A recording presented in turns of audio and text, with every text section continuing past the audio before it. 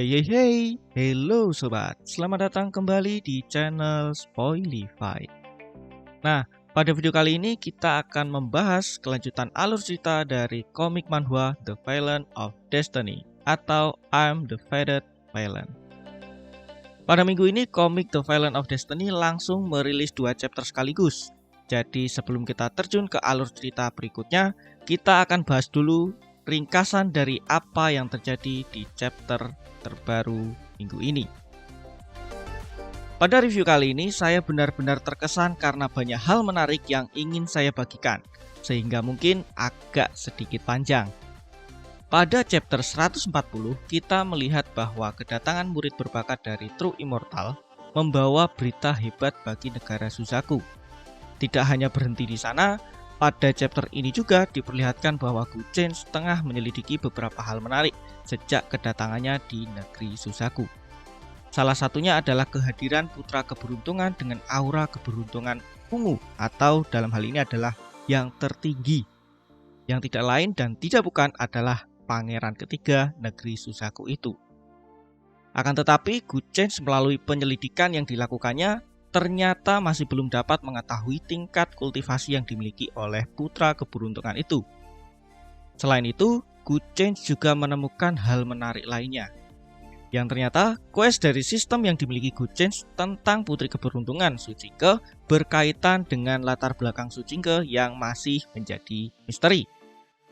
Tidak hanya itu, pada chapter ini juga diperlihatkan bagaimana latar belakang yang dimaksud itu ialah hubungan antara Suchinke dan Jijing Xuan, di mana mereka ternyata adalah saudara kembar yang terpisah sejak lama. Suchinke yang beruntung tinggal bersama ayahnya, seorang guru dari tanah suci Tai Xuan, selalu mendapat perlakuan istimewa, sedangkan Jijing Xuan terpaksa hidup bersama ibunya di alam atas, di mana ibunya dikurung karena pelarian yang dilakukannya yang dianggap juga sebagai aib bagi keluarga Ji. Bahkan jika bukan karena bakat yang dimiliki oleh Jijing Xuan, mungkin dia akan bernasib sama dengan ibunya. Meskipun mereka begitu mirip, nasib keduanya sangatlah berbeda. Rasa iri Jijing Xuan terhadap Suchinke mendorong ide Suchinke untuk bertukar identitas. Namun alih-alih hanya karena ingin memenuhi keinginan kecil adiknya, Suchinke punya tujuan terselubung lainnya, yaitu untuk menghilangkan kecurigaan Tuan Muda Guchen terhadap dirinya di kejadian sebelumnya, di mana ia tertangkap basah sedang melahap bakat seseorang di Akademi True Immortal, sehingga ia dicurigai sebagai kultivator demonic art. Bersamaan dengan mereka bertukar identitas, masing-masing dari mereka saling memperingatkan tentang beberapa hal. Suchinke mengatakan bahwa tidak boleh mencoba mengelabui Tuan Muda Guchen karena dia tahu bahwa jika tuannya marah, maka tidak ada yang bisa membantunya. Selain itu, Jijing Xuan juga memperingatkan Suchinke untuk tetap waspada terhadap tingkah Wang Xiao. Beberapa saat setelah pertukaran identitas itu, Jijing Xuan yang berpakaian seperti Suchinke bertemu dengan Wang Xiao. Tetapi Wang Xiao masih mengira bahwa Jijing Xuan lah yang ada di hadapannya, sehingga ia tetap menegurnya. Namun Jijing Xuan yang menyamar sebagai Suchinke mengabaikannya, yang membuat seketika itu juga Wang Xiao marah dan mulai mengucapkan kata-kata yang merendahkan Jijing Xuan. Dan di chapter inilah pertama kali pertarungan yang ada di negara Suzaku diperlihatkan. Jijing Xuan yang dari awal tidak suka pada Wang Xiao tidak bisa menahan diri untuk tidak menghajarnya ketika dalam penyamaran sebagai Suchinke. Namun karena Wang Xiao tidak lebih kuat dari Jijing Xuan, dia memanggil Elder Xuan untuk membantunya. Jijing Xuan menghadapi kesulitan dalam menghadapi Elder Xuan yang memiliki tingkat kultivasi Great Secret. Ketika Chu Hao merasakan aura yang dikeluarkan oleh Elder Xuan, dia menyadari bahwa ada yang tidak beres dan segera pergi menuju sumber aura tersebut. Di kejauhan, Guchen melihat situasi ini dan tersenyum tipis. Dan disinilah chapter 140 selesai. Dilanjutkan ke chapter 141. Pada chapter ini diperlihatkan bagaimana posisi Jijing Xuan yang dalam penampilan Suchinke disudutkan oleh serangan Elder Xuan. Hingga akhirnya pada saat terhimpit, datanglah Chu Hao yang dapat dengan mudah menghalau serangan Elder Xuan dan menyelamatkan Jijing Xuan saat itu. Chu Hao yang saat itu juga mengira bahwa yang ditolongnya adalah Jijing Xuan, yang hanya berganti pakaian saja terlihat kebingungan mengapa Wang Xiao menyerang Jijing Xuan. Hingga akhirnya kedatangan Su Jingke dalam penampilan Ji Qingxuan di tengah-tengah mereka membuat mereka memahami bahwa yang bersama dengan mereka saat itu ialah orang yang berbeda. Wang Xiao melotot kaget karena dia mengira bahwa ada dua Ji Qingxuan. Dan Elder Swan merasa menyesal karena menyerang orang yang salah. Tak lama setelah itu, nah ini adalah part terepik menurut saya sob. Gu Chen datang di tengah mereka dengan aura yang sangat mencekam dan perkataannya yang di luar nalar. Mengabaikan bencana absolut yin dan malah bertarung dengan sesama kalian. Semua orang di sana merasakan takut akan aura yang dikeluarkan Gu Chen, termasuk juga Elder Swan. Tetapi yang menarik di sini adalah hanya pangeran ketigalah yang memiliki respon tenang dan tidak ada tertekan sama sekali. Gu Chen bertanya kepada Su Jingke yang saat itu dalam penampilan Ji Qingxuan, mengapa dirinya ada di tengah pertarungan ini.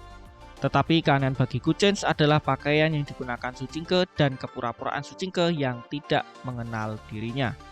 Tentu saja, Gu Chen tahu betul dengan siapa dirinya berbicara, karena warna dan poin keberuntungan yang dapat dilihatnya memungkinkan ia untuk dapat mengenali siapapun dalam penyamaran apapun. Sampai akhirnya Gu Chen kaget dan ekspresinya melotot karena melihat orang lain mirip dengan Su Jingke dan bahkan mengenakan pakaian Su Jingke. Dan mulai dari sinilah akhirnya Gu Chen tahu tentang quest Su Jingke ini, yaitu drama bertukar identitas dengan saudara kembarnya. Yang menjadi kocak justru ekspresi kepura-puraan Gu Chen seolah dia tidak tahu tentang hal itu semua dan malah ikut bermain drama di dalamnya.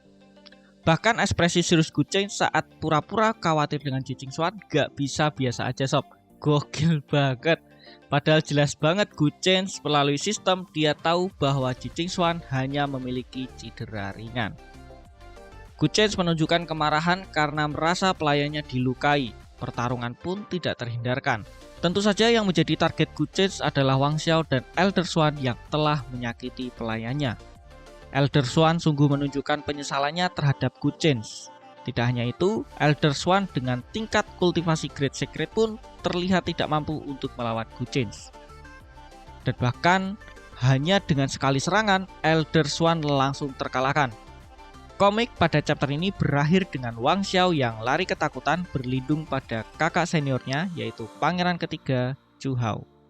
Dan di part inilah Gu Chen tahu bahwa putra keberuntungan adalah pria yang sedang berdiri di hadapannya.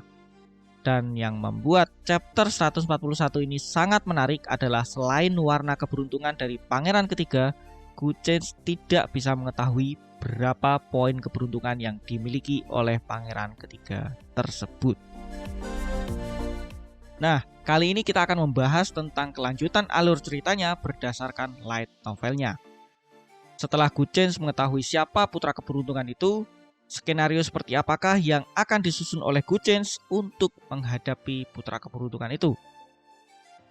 Dan mengenai Wang Xiao yang berlindung pada putra keberuntungan, kira-kira apakah yang akan dilakukan Gu Chen terhadapnya? Oke, jadi sebelum lanjut ke spoilernya, jangan lupa untuk menekan tombol subscribe, like, dan tinggalkan komentar kalian terlebih dahulu sebagai bentuk dukungan kalian terhadap perkembangan channel ini berikutnya. Jika sudah, terima kasih dan tanpa basa-basi, mari kita mulai. Pertempuran itu pun tak luput dari perhatian banyak orang di sana, termasuk para murid berbakat dari True Immortal menyaksikan hal tersebut. Chu Hao yang tengah berupaya melindungi Wang Xiao memohon agar Gu Chen dapat menunjukkan belas kasihan dan memaafkan Wang Xiao adiknya. Bahkan Chu Hao juga menawarkan imbalan yang besar pada Gu Chen untuk itu. Namun, alih-alih diterima dengan baik, usaha Chu Hao malah dianggap sebagai sebuah penghinaan oleh Gu Chen. Bahkan membuatnya merasa ditantang. Imbalan? Apakah menurutmu aku membutuhkan hal seperti itu? Apakah kamu ingin melindunginya dan melawanku? Kata-kata Gu Chen meremehkan tetapi menimbulkan tekanan di setiap orang yang mendengar. Tuan Muda Gu Chen salah paham. Aku tak berniat sedikit pun untuk menentang Anda, Chu Hao dengan tenang berkata. Namun sebagai kakak senior Wang Xiao, saya sungguh tidak bisa hanya diam dan menyaksikan keadaan ini.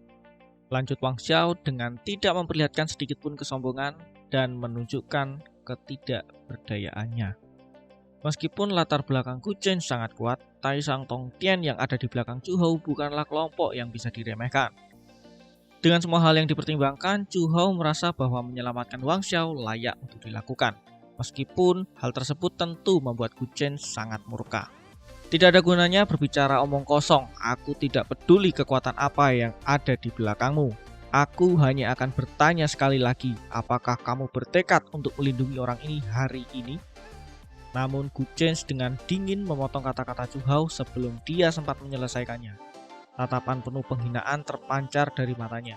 Bagi Gu Chen, gelar tertinggi di Tai Sang Tong Tian tidak lebih dari sebuah gelar kosong. Tuan Muda Chen, Anda harus memaafkan orang lain dan memberi mereka kesempatan. Tidak ada yang tidak bisa dijelaskan di dunia ini. Dan adikku Wang Xiao bahkan tidak melakukan dengan sengaja. Kening Chu Hou tidak bisa menahan diri untuk berkerut, menahan kesombongannya. Dia sudah menjaga sikap rendah hatinya, tetapi Gu Chen sama sekali tidak memberikannya rasa hormat. Dia bahkan sama sekali tidak peduli dengan Tai Sang Tong Tian tertinggi. Baginya, Gu Chen hanya bisa mengandalkan kekuatan yang ada di belakangnya, sementara dia sendiri baru mencapai tingkat kuasi supreme pada usianya yang 100 tahun. Gu Chen yang disebut-sebut sebagai orang pertama di generasi muda, bagi Chu Hou, Gu Chen tidak lebih dari itu. Dengan kesombongan ini, Chu Hou mulai menentang Gu Chen. Namun kemudian dia sedikit melunak karena mengingat sikap Gu Chen terhadap ayahnya. Meskipun yang ia tahu hari ini, tindakan Gu Chen sama sekali tidak mencerminkan hal itu.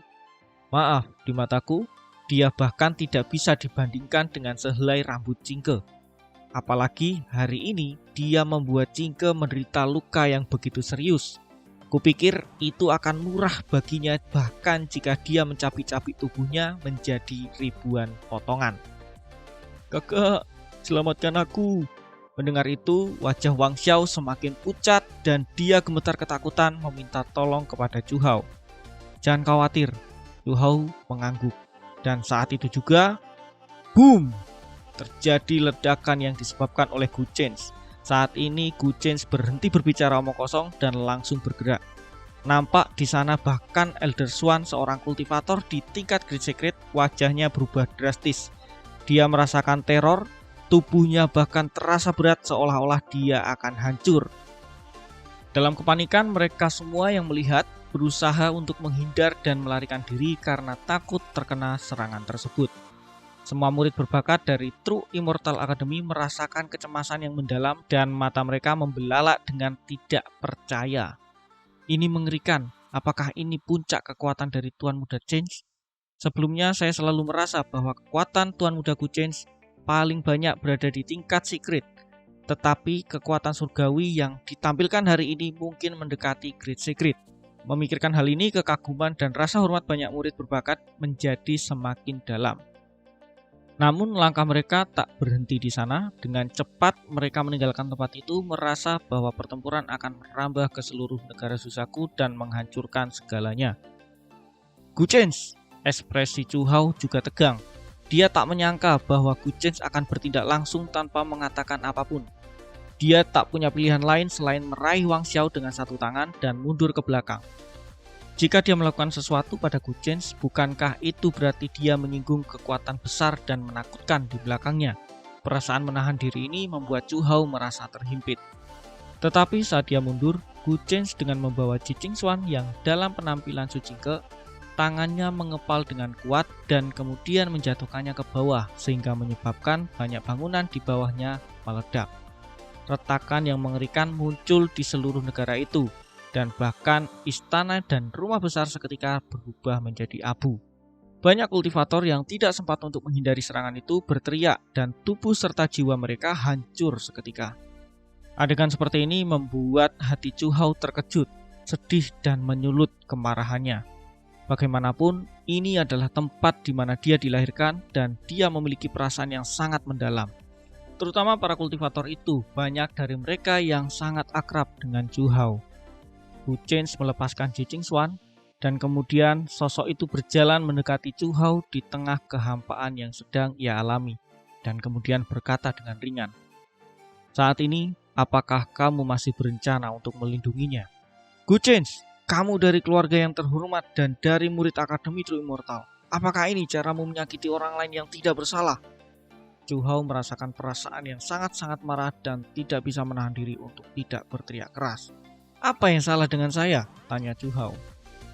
Apa yang salah denganmu? Tanya Gu Chen dengan ringan. Untuk menyelamatkan seseorang yang kamu sebut itu adikmu, kamu berani melawanku. Sebagai pangeran ketiga kerajaan Suzaku, apakah tindakanmu ini mencerminkan kepedulianmu pada rakyatmu sendiri? Apakah menurutmu mereka tidak jauh lebih penting daripada seseorang yang kamu sebut adik laki-lakimu? Sepertinya adik laki-lakimu itu memiliki pengaruh besar terhadap reputasimu. Kata-kata Gu Chen hampir seketika memicu kemarahan dan kebencian banyak kultivator di negara Suzaku. Apakah mereka berani menyalahkan Gu Chen? Sebaliknya, yang justru mereka salahkan adalah Chu Hao. Sebagai seorang pangeran, dia tidak melindungi rakyatnya sendiri. Malahan dia pergi untuk menyelamatkan adik laki-lakinya dan menyinggung Gu Chen. Gu Chen, kamu sangat pandai dalam bertaktik. Apakah kamu akan menjadi seorang pria sejati jika bertingkah seperti itu? Suara Chu Hao terdengar dingin dan tentu saja sangat memahami arti kata-kata Gu Chen. Tetapi saat ini dia mengalami kesulitan dan dia tidak dapat menjelaskan kepada para kultivator di negara Suzaku. Gu ini tidak pernah mengatakan bahwa dia adalah orang baik.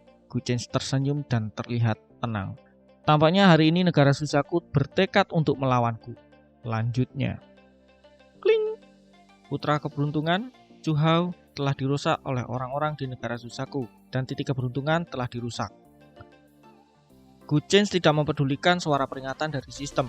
Bagaimanapun semua berjalan sesuai dengan harapannya. Chu Hao mengira target Gu Chen adalah Wang Xiao. Tetapi, apakah dia tahu bahwa dia hanyalah pion? Sejak awal, target Gu Chen yang sebenarnya adalah Chu Hao, putra keberuntungan. Gu Chen, masalah ini adalah perbuatanku sendiri. Tidak ada hubungannya dengan negara Suzaku. Jangan libatkan mereka dalam masalah ini. Chu Hao tersenyum dan berkata dengan suara yang dalam, negara Suzaku dan ayah serta pengikutnya adalah kelemahannya. Chu Hao sendiri adalah orang yang penuh cinta dan kebenaran. Jika tidak, dia tidak akan bergegas kembali dari Sekte Gerbang Gunung ketika negara Suzaku menderita bencana kepunahan dari makhluk absolut Yin. Namun, Gu Chen sekarang justru malah mengancamnya seperti ini. Bukankah kamu baru saja menyebut dirimu hanyalah pangeran ketiga dari negara Suzaku?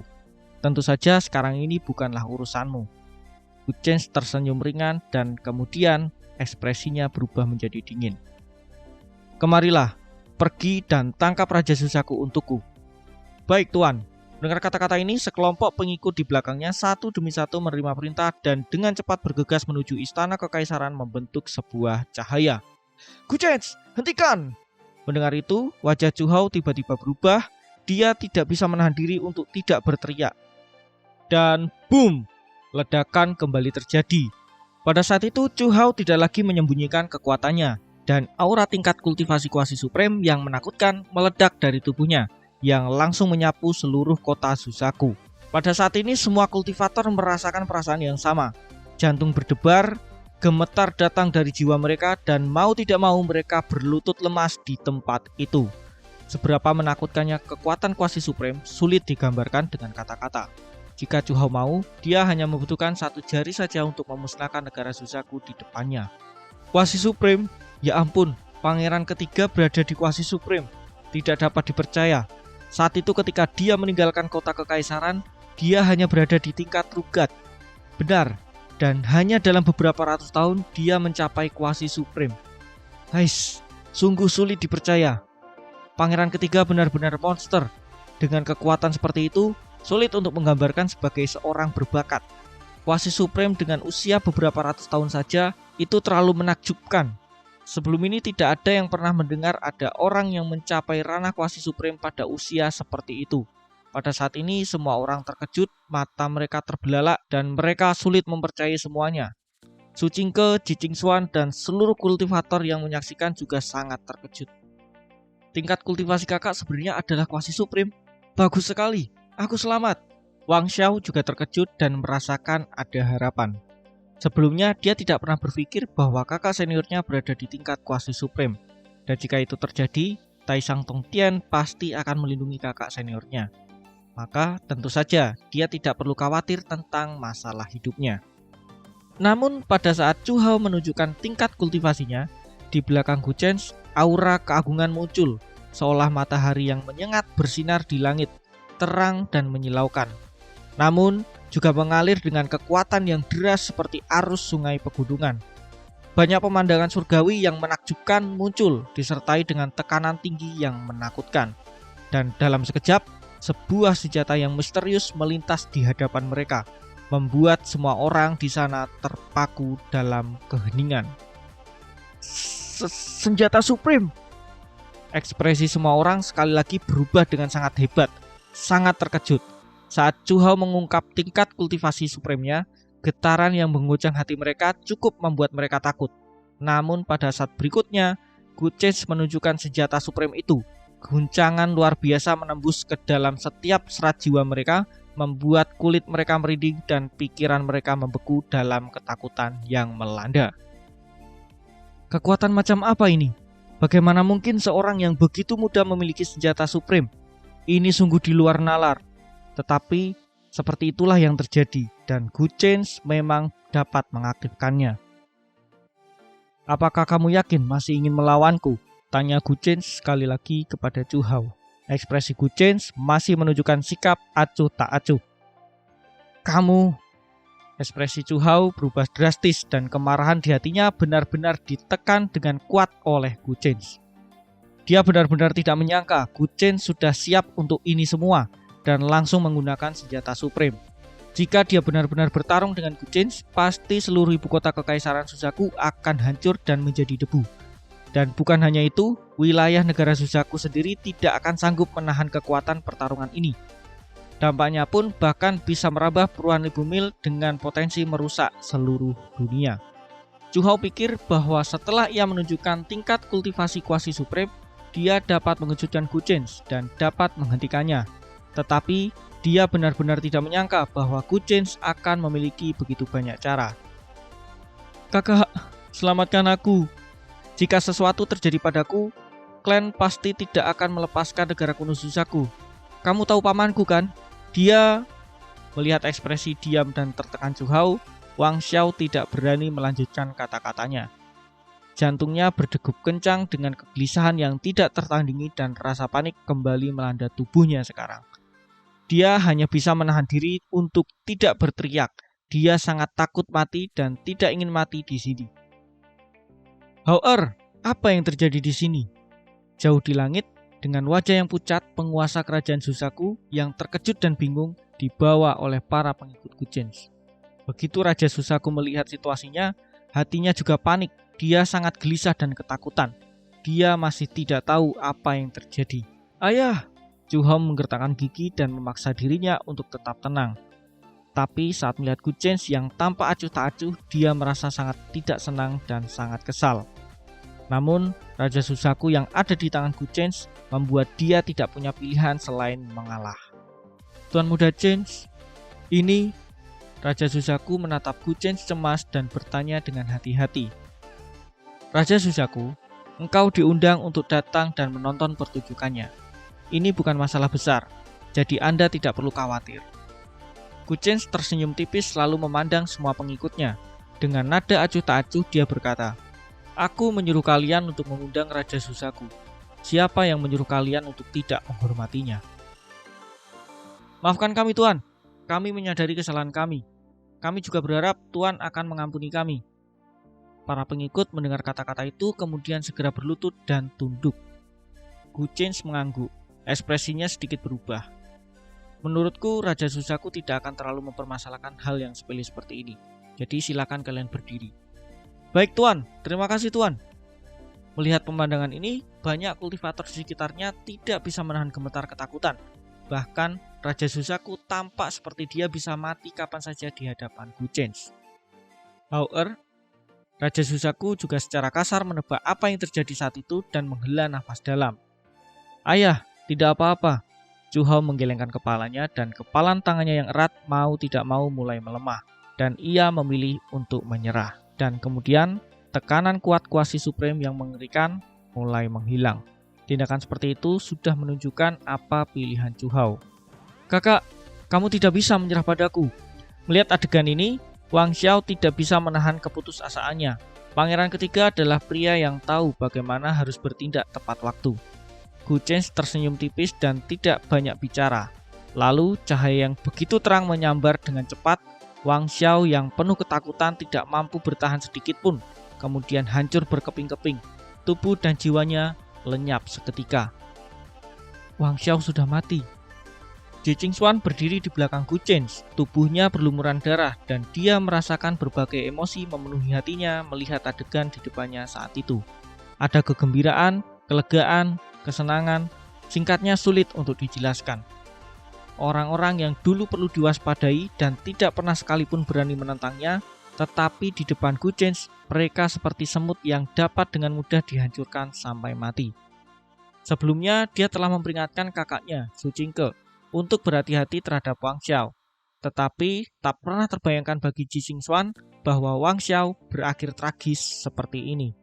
Niatan awal Ji Qingxuan hanyalah ingin menggunakan kekuatan Gu Chen untuk memberikan pelajaran pada Wang Xiao, bukan untuk membunuhnya. Inikah akhir hidup Wang Xiao? Tiba-tiba dia berpikir bahwa dia seharusnya tidak melakukannya. Dari kejauhan, Su Qingke melihat segalanya dengan campuran perasaan yang sangat rumit. Dan dia berkata dalam hatinya, "Adikku, apakah kamu merasa lebih baik setelah aku melampiaskan kemarahanmu?" Gu Chen kemudian mengabaikan Zhu Hao, Raja Shusaku, dan yang lainnya, melangkah menuju Ji Qingxuan dan bertanya dengan tenang. Pada saat ini, banyak quest dari sistem yang muncul mengenai poin keberuntungan dan poin takdir yang didapatkan setelah melawan putra keberuntungan. Memang bukan keuntungan yang kecil. Mengenai masalah Zhu Hao, dia tidak terburu-buru. Daun bawang pun bahkan dipotong secara perlahan untuk dapat memperoleh manfaatnya. "Ya, terima kasih Tuan. Tuan sangat baik." Senyum Ji Qingxuan bahagia dan sangat manis. Dan kata-katanya itu sangatlah tulus. Dia berharap Gu Chen akan menjemputnya seperti yang baru saja ia lakukan. Dan sedikit harapan timbul di dalam hatinya. Namun dia terkejut ketika Gu Chen hanya berjalan melewatinya tanpa berkata apa-apa setelah mengucapkan kalimat tersebut. Ji Qingxuan berpikir sejenak bahwa Gu Chen telah menemukan sesuatu keanehan di dalam hatinya. Tetapi mengingat apa yang dijelaskan kakaknya, dia tahu bahwa Gu Chen memang seperti itu. Gu Chen tidak akan melakukan hal-hal yang tidak masuk akal. Dengan kata lain, tindakan tadi sebenarnya bukan disebabkan olehnya. Hal ini kurang lebih membuat Ji Qingxuan menghela nafas lega. Dia menemukan bahwa Gu Chen sangat sulit untuk diketahui dan tidak jelas apakah Gu Chen benar-benar sudah mengetahui identitas aslinya. Selanjutnya, Ji Qingxuan juga mengabaikan luka-lukanya dan bergegas menuju Gu Chen untuk mengejarnya. Selama kejadian tersebut, dia tidak pernah melihat saudara perempuannya Su Qingke karena takut Gu Chen akan curiga. Qingxuan, dia takut dia akan terjebak dan kemudian tidak tahu harus berbuat apa. Su Qingke sedikit khawatir dan menghela nafas. Namun, di tengah kekhawatirannya, dia masih sadar akan identitasnya saat ini. "Kakak, apa yang harus kita lakukan? Kita telah menyinggung Gu Chen, dan sekarang bahkan kakak Wang Xiao." Kemudian, Su Qingke dalam penampilan Ji Qingxuan tidak dapat menahan diri untuk bertanya, dan terlihat sedikit khawatir. Zhu Hao tersenyum ketika dia mendengar kata-kata itu, melambaikan tangannya dan berkata, "Tidak apa-apa, aku akan segera melaporkan masalah ini kepada sekte terlebih dahulu." Kemudian dia memandang Elder Swan dengan wajah sedih dan berkata, "Mengenai masalah Wang Xiao, saya harap Elder Swan akan memberitahu keluarga Wang. Saya sudah mencoba yang terbaik dalam masalah ini, tetapi Gu Chen sangatlah kuat. Saya tidak dapat menahannya. Saya telah menyaksikan segalanya dengan mata kepala saya sendiri. Dan saya mengerti bahwa saya tidak bisa menyalahkan Elder Swan. Ketika saatnya tiba dan kemarahan keluarga Wang muncul, saya akan menjelaskan kepada mereka detailnya. Anda tidak perlu khawatir." Mendengar ini, Elder Swan mengangguk dan menghela nafas lega. Dan kemudian berkata, "Tuan Muda Zhu Hao, yakinlah, serahkanlah masalah ini kepada saya. Keluarga Wang memiliki keadilannya sendiri dan tahu bagaimana menghadapinya, sehingga tidak akan mempermalukan Tuan Muda Zhu Hao." Setelah mereka mengatakan itu, mereka berdua menghela nafas lega masing-masing dengan kekhawatirannya. Wang Xiao meninggal di negara kuno Shusaku dan mereka tidak tahu bagaimana reaksi keluarga Wang. Bagaimanapun, Gu Chen lah yang membunuhnya. Ngomong-ngomong adik Swan, apa hubunganmu dengan wanita itu? Apakah kamu mengenalnya? Pada saat ini, Chu Hao tiba-tiba menyadari mengapa Ji Qingxuan sangat mirip dengan wanita berbaju putih itu, seolah-olah mereka adalah saudara kembar. Mendengar ini, Su Qingke juga terlihat sedikit bingung dan berkata, "Saya tidak tahu apa yang terjadi. Saya merasa sedikit aneh sebelumnya. Jadi saya meninggalkan istana dan pergi keluar untuk melihatnya." Chu Hao merenung sejenak. "Mungkinkah kamu memiliki kakak atau adik perempuan tetapi ibumu tidak pernah memberitahumu?" Dia samar-samar telah mendengar tentang pengalaman hidup Ji Qingxuan dan mengetahui bahwa ibunya telah pergi ke alam bawah karena dia melarikan diri dari pernikahannya dan kemudian ia ditangkap. Itulah sebabnya ia menanyakan hal ini. "Mungkin ketika nanti sempat, aku akan kembali dan bertanya kepada ibuku tentang semua ini." Su Qingke menganggukkan kepalanya. Barulah saat itu Chu Hao mengiyakan. Oke, segitu dulu sob spoiler pada video kali ini. Nantikan review atau spoiler lainnya di video berikutnya. Bye.